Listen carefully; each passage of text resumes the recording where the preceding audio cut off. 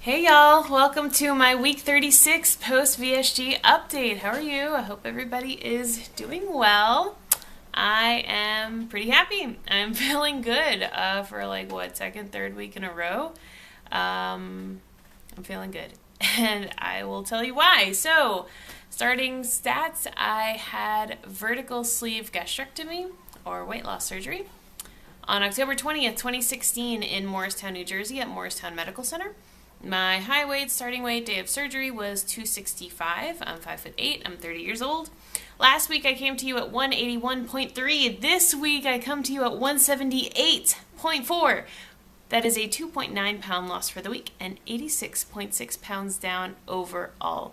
Guys, I'm finally out of the 180s and I am so happy. I feel like I was in the 180s forever, and I really, really wanted to get to the 170s, especially because I'm not there yet, but 175 is my lowest adult weight ever. So my goal weight is 165, but so when I was in high school, all of high school, I was around 200, but the year before, so the summer between junior and senior year, I went on Weight Watchers again, and I lost about 25 pounds. I got down to 175 that summer. So in like 3 months of really super hard work, working out a lot, super dieting, I got down to 175. And in fact, I stayed on Weight Watchers that whole year, my senior year of high school, and I continued working out a lot, and I graduated high school at 180.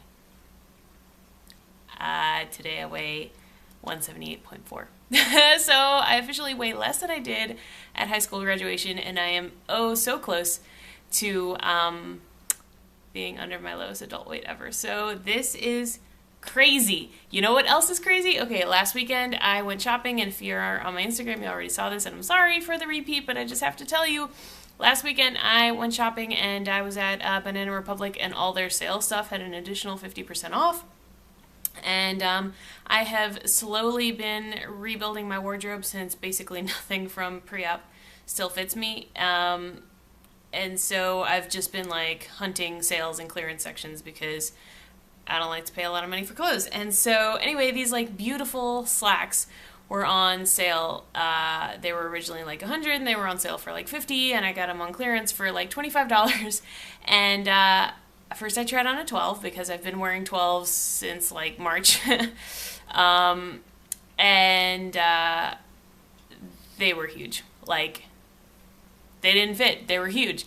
And they didn't have 10s. So just for fun, I tried on 8s and they fit. And here I am wearing size 8 pants and they fit. Like, I must have checked the label 1,000 times. I tried on other pants that I didn't like. I tried them on in 8s just to see if I was really an 8, and I am. This is insane. Like, I never ever thought I'd get to that size. You know what? That senior year of high school, I was still a 12. At 175 or 180, back when I was like 16, 17 years old, I was a size 12. I don't know, chalk it up to vanity sizing or whatever. Maybe my body's just different now, or both, but I've never been anything below a 12. This is insane. Like, I think a long time ago I said my goal size was an 8, but I was just making that up because it seemed like a pie in the sky, unattainable, like dream stretch goal for someday. I really never ever thought I would get there. Anyway, really, really happy. Also, kind of related, I guess, today, this guy at work that I've only been working with since like February, today made a comment like, "You've lost a lot of weight, you look really good." And I was like, "Thank you." And then it struck me that I only met him in February, so he didn't see me at 265, he didn't see me at my high weight. I went back and looked at my chart. In February I was like 205, so I've lost like 30 pounds since then, which to me, I mean, when I was at 205, I had already lost 60 pounds. Like, in February, I felt like I was past the hump of it. You know what I mean? Like, that doesn't feel like it was that long ago. We're only in June. But for, like, normal people to have lost 30 pounds, that's a noticeable change. And that's so weird. Like, it totally, completely caught me off guard. By the way, it's like the first person at work to say anything about my weight loss. And so it just felt really good. Like, it feels really good. Anyway, so that happened. Also, okay, so I know I said I wasn't going to do my week 2 diet anymore, and I lied. I kind of did it again this week, but not. I took a couple days off, right? So when we talked last Thursday, I think Thursday and Friday, I went back to like normal diet of like 1,300 calories. And then by the time Saturday came around, I just felt like it. I just felt like going back to my week 2 diet, and I kind of did it all week this week again. So shake for breakfast, shake for lunch, yogurt in the afternoon, and then some like mild seafood for dinner. And I guess it's become a habit, and I feel so good. Like, more than anything, I just feel like I have so much energy. I feel satiated all the time. I really don't feel hungry. I'm drinking a ton of water. I don't know. I feel like it's almost like an up day, down day thing because, so I did like, I guess 5 days of that. And then today I went back to, I'm in the neighborhood of like 1,100 calories. So I don't know. It's working. I'm just making things up. I don't know what I'm doing, but I'm trying, and it's working. You know what I am really trying to do though?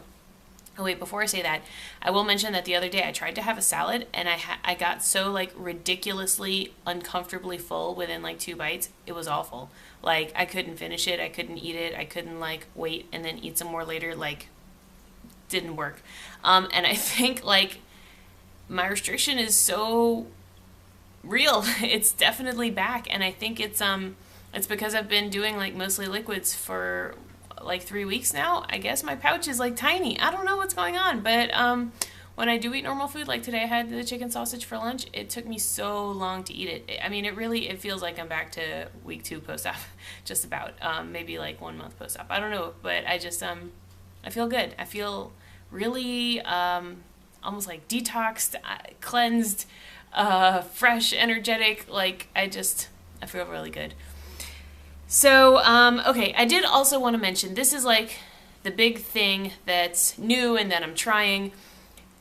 I'm tiptoeing, very, very mildly tiptoeing into this intermittent fasting thing. And what got me thinking about it was Tanya posted a video about how she, I don't know, something about keto and whatever. And, you know, her videos are always awesome. And in her, I don't know if it's her most recent video, but it was one of the recent ones. She said something about how she does intermittent fasting, but she does long fasts too. And I really didn't know anything about this. I didn't know what she was talking about. So I went and looked it up, right? So some of this stuff seems kind of like no-brainer. The very basics of intermittent fasting say, like, if you're not hungry, don't eat. Duh.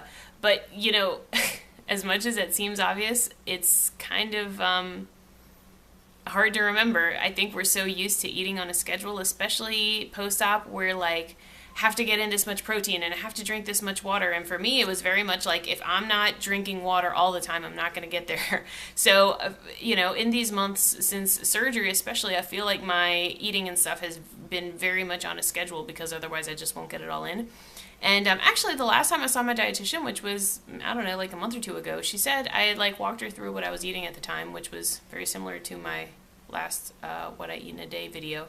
She said, you know, if you're not hungry in the morning after your protein coffee, don't have the morning snack. And I was like, what? You know, like, this is my routine. This is what I eat every day. And she was like, well, if you're not hungry, don't eat it. And anyway, so that's the very, very basics of intermittent fasting. If you're not hungry, don't eat. Duh. And then the second tiptoe step in is trying to go maybe like 12 hours without eating, which if you're sleeping for like 8 hours, it's really not that bad. So this is where I am right now. I'm trying to not eat for 12 hours. It's hard, you guys, like so hard. I've only tried since Monday, and today's Thursday. So today is the 4th day of it, and it is really hard. Because, so what I've been trying is like stop eating, you know, dinners at 7:30 or 8 or whatever. Then I don't eat again until I have my protein coffee in the next morning at 8 a.m. Sounds easy enough, but man, I realized that after 8 p.m. normally, I would snack and snack and snack, and maybe little snacks, maybe zucchini, maybe a string cheese, maybe a yogurt, maybe a sugar-free peanut butter cup, maybe, I don't know, whatever. But I realized that I was like very dependent on that, and I'm not hungry at that hour. It's just habit. And so this week I've just been trying really hard, and it has been so hard to not eat after 8 p.m. Okay, so 12 hours of not eating is like the very basic baby step. And that's where I'm at, and I'm not sure if I'll ever get past it. The next step of intermittent fasting that people talk about, and you guys, do your research online. I, spent like a day watching a ton of YouTube videos and reading what I could online, but I'm by no means an expert. So the next step that they say is like the 16 to 8 ratio. So like you go 16 hours without eating, and you eat during an 8-hour window, which to my novice way of thinking sounds pretty crazy. Like 16 hours without eating sounds crazy to me. Because, an 8-hour window of eating sounds very, very small. Because in my mind, 8 hours is like the time I'm at work, right? So like, really, 8 hours would be 8 to 4. I'm at work 8 to 5. But what you're supposed to do is like shift it forward, right? So like noon to 8 is when you would eat. So you don't have breakfast until noon, or you skip breakfast and have lunch at noon or whatever. And then you have your lunch or snack or whatever, and then dinner no later than 8. I can't do that. This is why I think I'm always going to get stuck on baby step number 2, because I need my coffee like first thing in the morning. And I think if you do coffee just like plain black, it's fine. But I do like protein coffee. And so, I don't know. I could maybe push my coffee to like 9, maybe. I mean, from 8 to 9, I just wouldn't get any work done. But yeah, I don't think I'll ever get to like that phase of 16 to 8. And then and then what some people do who are like really great at intermittent fasting is they'll go longer than 16 hours without eating. Some people do like 24 hours or longer. And then there's like variations of it where you like, I don't know, 2 days a week, you don't eat for the full 24 hours or something like that. I stopped listening at that point because I'm never going to get there. But my point is, some diets have real fancy names, and they are not fancy at all. To me, the idea of intermittent fasting sounds like crazy extreme, but then when you just say, don't eat after dinner until it's breakfast the next day, that doesn't sound fancy or crazy at all. That sounds pretty straightforward. And so I'm trying to do just that, and it's hard. SJ recommended I buy myself some Crest White strips, which will maybe aid in the prevention of nighttime snacking, and I think I'm going to invest in some of those. And, just drinking a lot of water at night. This has been my challenge. This has been really hard. Honestly, like 3 weeks of mostly liquids was easier than this. So I'm going to keep trying because I want to be able to do things. I just want to be able to like decide to do something and do it. So, yeah, that's what I'm doing. Oh, also, last thing I wanted to talk about was, have you guys ever done Pilates on a reformer? I have been to many, many gyms that have reformer rooms, and they're usually like an extra membership, extra fee, extra something. They're like never just free. And so I never do them. But I discovered out of the blue that the gym at work has these, and it's free. It's like included in the gym membership at work. So the other day I tried to, they do like classes there. I tried to walk into one of the classes, and they were like, whoa, who are you? And I was like, and they were like, if you haven't had one-on-one personal training sessions on the reformer, you can't come to the class. Oh, I had no idea. So this, and also the personal training sessions are free as well. You just have to like schedule it and do it. So I thought it would be like 1. No, it was 5. It was 5 hours of personal training sessions. I did it over the course of like 3 or 4 weeks. On the reformer, like teaching me all the basic moves and stuff. And if you've never seen a Pilates reformer, it's like this bed that slides, and it has these like springs, and it looks real complicated, but it is awesome. It's a lot of yoga moves and poses that you do on the reformer, but it like adds resistance because of these springs, and but it also helps with stability as well. And I am obsessed. I love it, and I just like graduated from my one-on-one introductory sessions yesterday, and now I'm like cleared to go to the classes. So I'm gonna start going because I am sore in a whole bunch of new ways, and it is a lot of fun. It is really, really cool. So have you ever done it? Let me know. Tell me all about it. Tell me what other kind of crazy cool exercises you like to do, because I hate to run. I know I've said that 1,000 times. I love to swim. I love step classes. I love body pump. But I'm also discovering new things. I went to a kettlebells class the other day. That was cool. I've started doing some like circuit training classes, which I had never ever done before. That's cool. So I've never done like a boxing class. I know Ange is doing those, and she's been enjoying those.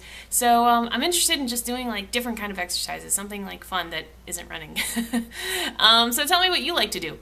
And we'll talk, because I love talking about exercise. Okay, I've rambled on long enough. I hope you are all doing well. I am in the 170s. Woohoo! I'm like so freaking happy. 13 pounds to goal. Okay, I will talk to you later. Bye!